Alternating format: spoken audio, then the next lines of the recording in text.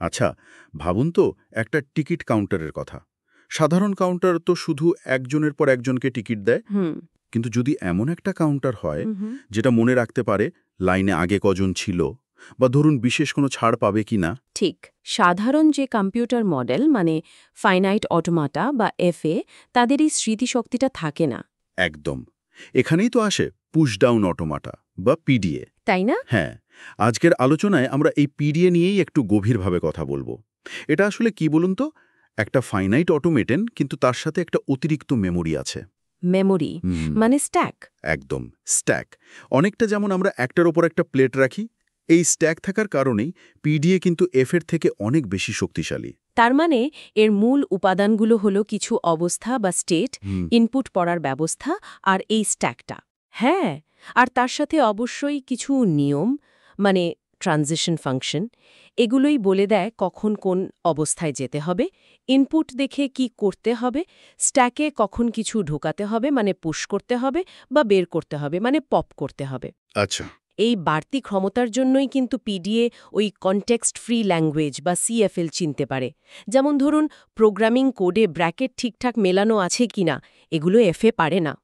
তাহলে পুশডাউন অটোমাটার মূল গঠনটা কিসের সমন্বয়ে তৈরি?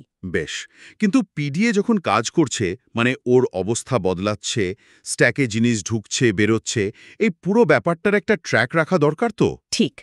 এর জন্যই আমরা ইনস্ট্যান্টেনিয়াস ডিসক্রিপশন বা আইডি ব্যবহার করি। আইডি মানে ওই মুহূর্তের একটা ছবি। হ্যাঁ, বলতে পারেন একটা স্ন্যাপশট।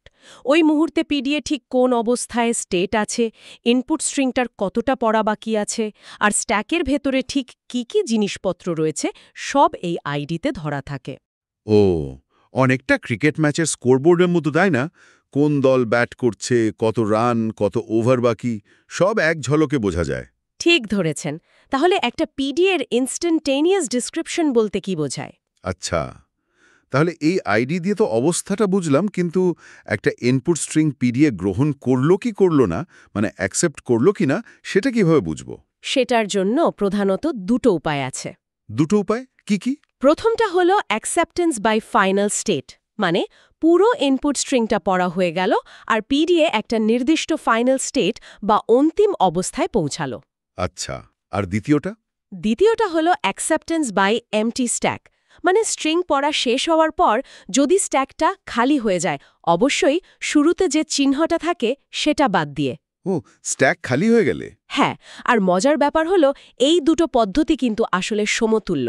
মানে একটা ভাষা যদি এক পদ্ধতিতে অ্যাকসেপ্ট করা যায়, তাহলে অন্য পদ্ধতি ব্যবহার করেও তার জন্য একটা পিডিএ ডিজাইন করা সম্ভব। বাহ, ইন্টারেস্টিং। তাহলে পিডিএ কিভাবে একটি স্ট্রিং গ্রহণ করে? দুটি প্রধান পদ্ধতি কি কি? এবার একটা প্রশ্ন মনে আসতে পারে, পিডিএ কি সবসময় একটাই নির্দিষ্ট পথে চলে? মানে ওর কি নিজের সিদ্ধান্ত নেওয়ার ক্ষমতা আছে কোন দিকে যাবে? ঠিক, এখানেই আসছে ডিটারমিনিস্টিক আর নন ডিটারমিনিস্টিক পিডিএর ধারণা। ডিটারমিনিস্টিক পিডিএ বা ডিপিডিএতে কি হয়, প্রত্যেকটা অবস্থায় একটা নির্দিষ্ট ইনপুট আর স্ট্যাকের টপে থাকা প্রতীকের জন্য একটাই মাত্র সম্ভাব্য চাল বা মুভ থাকে। শুধু একটাই রাস্তা? হ্যাঁ, কিন্তু নন ডিটারমিনিস্টিক পিডিএ বা এনপিডিএতে একই পরিস্থিতিতে একাধিক রাস্তা খোলা থাকতে পারে, সে যে কোনো একটা বেছে নিতে পারে। ও, তাহলে তো এনপিডিএ বেশি শক্তিশালী মনে হচ্ছে। মনে হতে পারে, কিন্তু একটা জরুরি বিষয় হলো ডিপিডিএ কিন্তু সব কনটেক্সট ফ্রি ল্যাঙ্গুয়েজ চিনতে পারে না। এটা সিএফএল এর একটা সাবসেট বা অংশ চিনতে পারে। তাহলে ডিটারমিনিস্টিক আর নন ডিটারমিনিস্টিক পিডিএর মধ্যে মূল পার্থক্য কি? আপনি এই যে কনটেক্সট ফ্রি ল্যাঙ্গুয়েজ বা সিএফএল এর কথা বলছেন, এটা তো কনটেক্সট ফ্রি গ্রামার বা সিএফজি দিয়ে তৈরি হয়, তাই না? এর সম্পর্ক আছে।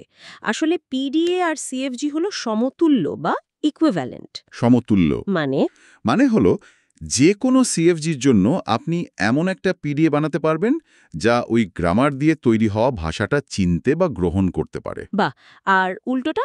উল্টোটাও সত্যি, যে কোনো পিডিএর জন্য এমন একটা সিএফজি লেখা যায় যেটা ওই একই ভাষা তৈরি করে।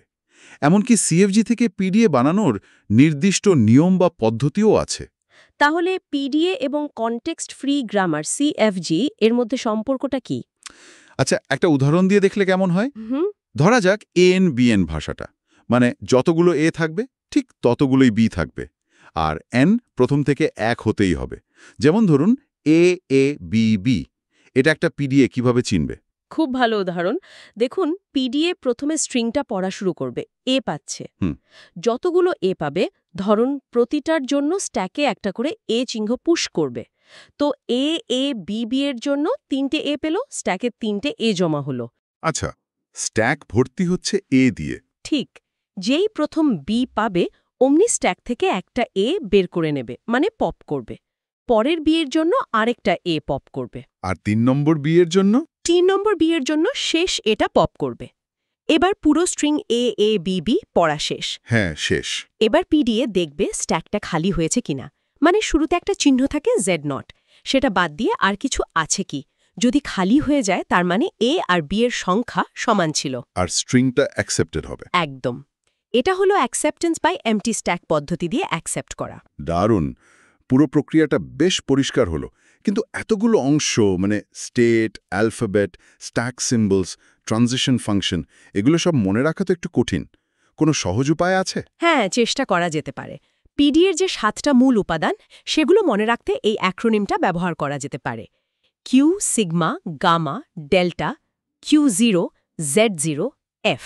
Q, sigma, gamma, delta, Q0, Z0, F। বাহ!